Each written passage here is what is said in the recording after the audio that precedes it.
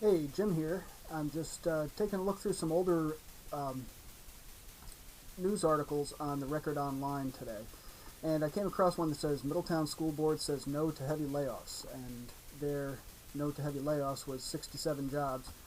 And if you're a Middletown resident, then you've probably taken more than one drive by Fred Isaac's house, who lives right down the road from Chorley, where they're doing an incredible amount of very expensive work on the administrative facilities and whatnot.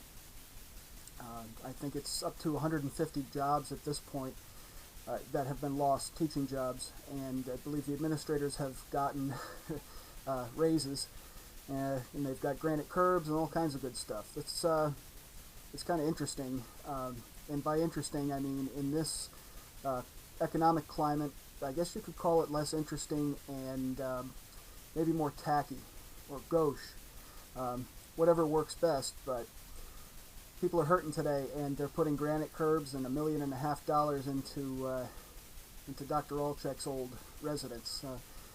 I think that pretty soon we're not going to have any teachers.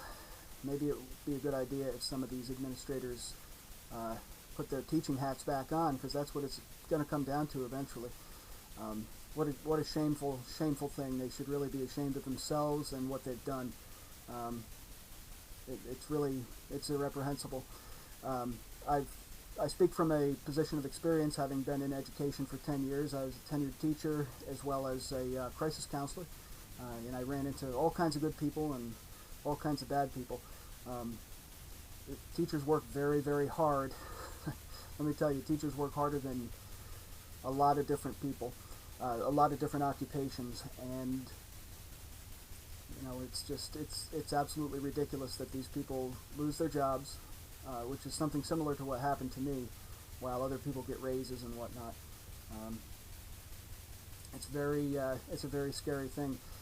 Imagine going to school for all that time and then losing your job because they don't have enough money to pay your salary and your health insurance and all that kind of good stuff. But they did just spend a whole lot of money they shouldn't have spent. In poor taste, absolutely inexcusable. And this is sort of what happens in the education system. You run into good people and you run into bad people. Trust me, I've run into bad teachers who should not be in the classroom anymore. I've run into um, mostly good administrators, although there's always a few rotten apples in the bunch, just like with anything else. It's really just you start taking away people's livelihoods, and you're really starting to make a big mistake. As they say, when the villagers get hungry enough, they will storm the castle with the torches lit and everything. Um, yeah, it's in poor taste to do all the kinds of things that the Middletown schools have done. If you can kind of look at things as just having gotten very muddled, and things are just a big mess. Picture getting things done in education as a teacher inside a box with a bunch of students, and every now and then they fill it up with taffy a little bit more. And the more they dump onto the floor, the harder it is to walk around and get things done. And ultimately, who suffers? The children. Too much red tape. Of course, the answer to most problems always lies in the middle of the two extremes. That I think that administration has proven that they're uh, not capable of using the money that we give them as taxpayers in a responsible way. It's an interesting parallel with the federal government in that nobody really wants to give any money to them. They just seem to mismanage it anyway, and all of us suffer as a result. And in the case of having kids suffer, that's absolutely inexcusable. Um, Teachers have so much to do, and you're going to put more and more students into the classroom. You're going to just dilute the amount of educational nectar that's available to everybody. It's a bad situation. I'd hate to see uh, what things are going to be like if they continue like this in another 10 years. In fact, I'm not the guy to get radical about things, but what we really ought to have are community schools.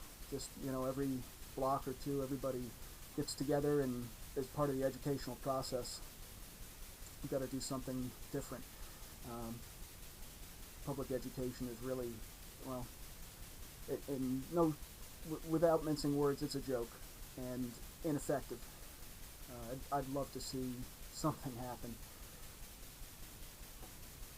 And sure, I mean, there would be problems if people were going to homeschool their kids and all that kind of stuff. You have to worry about meeting state guidelines. I say forget about the state guidelines. I got a very poor education in the Middletown school system. From what I hear, it isn't a whole heck of a lot better now, and with teachers being let go left and right, and it's just not good. I've seen I've seen people make the argument that we have to meet state guidelines in order to get kids into college and all that kind of good stuff. I say holding a master's level degree as well as a couple other degrees, don't worry about state guidelines. We'll throw them out the window. We don't need kids to go to college. We can teach them almost everything they need to know to get out and into a career. If we can't do that within 12 years of schooling, then something's wrong. Take a walk through just about any school and you'll see lots of teachers, feet up on the desk, not doing a whole heck of a lot. There's really no incentive to. Everybody winds up making the same money. And I don't believe in performance-based pay either, but as I said, the answer must lie in the middle. The more education you get, the more useless it is, in my experience. I started off with an associate's degree, and then I got a bachelor's degree, and that was a little bit harder. And when I went for my master's, I discovered that it actually gets easier, and you wind up doing less work.